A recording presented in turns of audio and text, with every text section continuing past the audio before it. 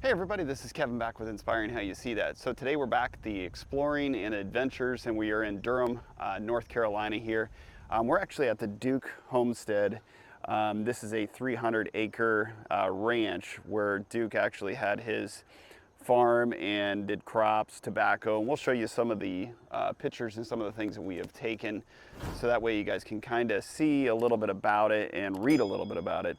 But basically Duke was here and was drafted by the Confederate Army, and then as he was drafted into the Confederate Army, he was captured and held prisoner for a while until he was finally released after the war. Actually walked, I believe it was like 130 some miles back to his homestead, but we'll walk through here, kind of show you guys some of the area, some of the house, and some of the other little buildings and little off buildings and farmhouses. So hope you guys enjoy, and we'll see you. Okay, so we're going to be starting the beginning process like we always do and just kind of cover a little bit of the area, a little bit of the history. So make sure you do like and subscribe to these segments. So that way you'll get a notification to anything that we're putting out there that's up and coming new. And put in the comments if there's a certain area that you want us to check out that you can't get out to, or you want to know a little bit more history about. But we always travel all over, and when we're going either to concerts or we're doing interviews, whatever it may be, we always like to check out that whole area and explore. This is one of the original pictures from the Washington Duke plantation. As you can see the roadways coming in and the barns and everything. Picture's a little bit pixelated due to the fact that, it's over 100 and some year old picture, and they made tin types back then. And what I mean by tin types, it was a tin picture, and it would slowly fade and or discolor. So you really couldn't see, much of the picture. It would be kind of blurry. So we try to get the best pictures that we can and mix them out throughout the videos, whether it be this video or other videos. Now, a lot of the buildings that were on the farm are still all original, wooding and the equipment and some of the things that are around, but they did restore a lot of them because they did start falling down. The Washington Duke farm that was, here currently lasted from 1852 to 1874. And we'll get into, a little bit reasoning why it stopped at 1874 as we go along. This is one of the tobacco drying barns. And Washington Duke was a very, very business savvy person. And what I mean by that is he knew this was at the Civil War time. And he knew that there was going to be some changes. And what I mean by changes is he might be drafted into the Civil War. However, he was a little bit too old to be drafted into the Civil War at that time. This is some more of the equipment as I was, kind of going through. But we'll get into a little bit more of the Civil War. We'll get into Washington Duke's early years. He did marry Mary, and the sad thing is Mary did pass after the 5 years of their marriage. They did have 2 kids, and she did pass away after the 5 years. So what it ended up happening is a lot of the family ended up having to take care of the kids or help with the kids because they were younger. And he still continued the farm. This building was one of the originals too. And here's the picture from the original building. It was another drying shed or barn. You can see where the mudding, they call it the mudding, in between the beams was placed, and then they would dry the tobacco there. So getting back into Washington Duke, he did end up remarrying Artilla, and Artilla was his second wife, and they ended up having some children together too as well. So they continued the farm, continued to grow the farm, and his oldest son at that time ended up catching typhoid, pretty bad disease, which can be, it's not, you can't catch it as easy as some diseases or illnesses, but you could still get the disease. Well, his wife at that time, Artilla, was taking care of him and was by his side, 100% of the time. Well, what was sad is he ended up passing, and then she ended up passing 10 days later because she ended up getting that same disease. So Washington Duke did have it, pretty rough in his, 40s, as we were talking about with the his age and everything.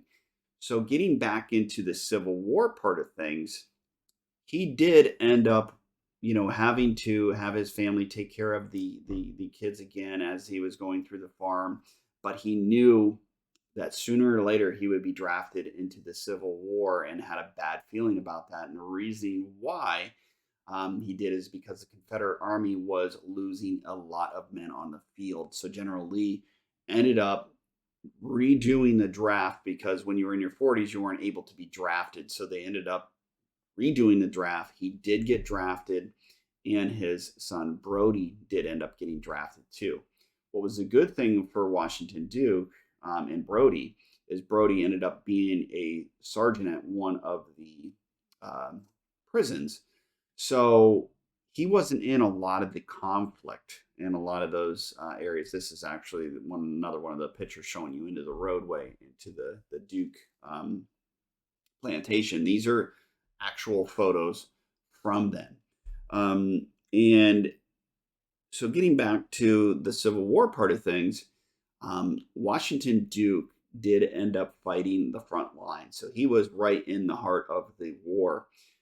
He did end up getting captured, as we were kind of mentioning in the beginning part of this segment, and have to walk, over 135 miles back to his plantation.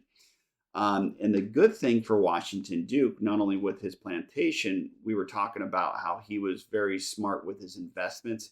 Before he went into the Civil War, he ended up selling all of his equipment and everything for the dried tobacco part of things and ended up investing into the cured tobacco. So he had everything ready for curing tobacco and just doing the cured. This was a big spider, a banana spider that I saw, so I figured I'd just film it and show you guys.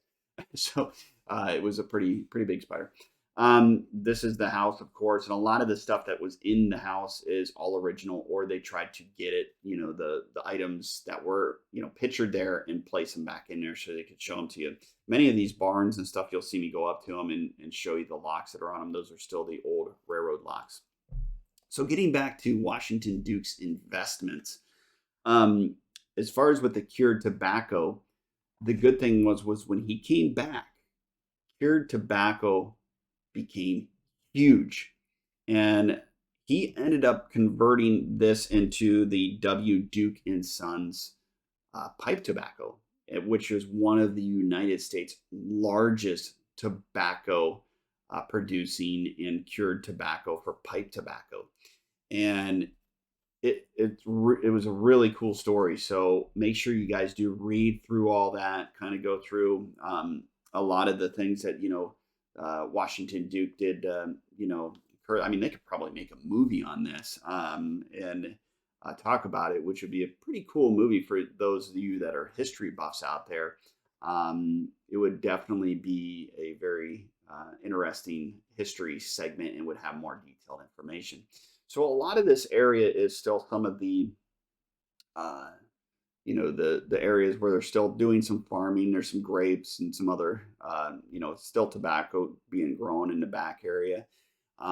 If you can imagine too, I wanted just to kind of bring you up onto the one field area that was still there, but these trees, none of that was there. It was all fields of tobacco back then. But then after the farm was from 1852 to 1874, they moved it into bigger facilities and was doing the cured tobacco.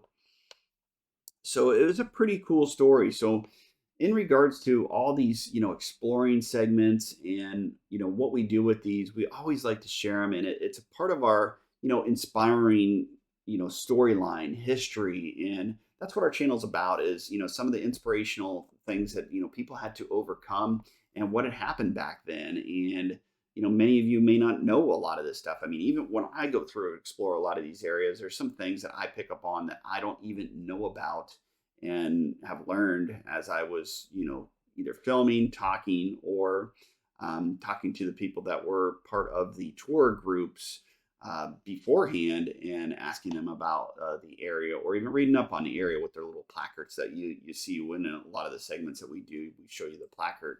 Each one of those are pretty interesting. So I just kind of went up to the house area and just showed you some of the house area. A lot of this is all original. The glassing, the stained glassing, the lead glassing is still all original. And it was locked because that was part of the tour. You would have to go in. You could go in, check out the whole thing, but that's part of the tour group. So everything in there was all original.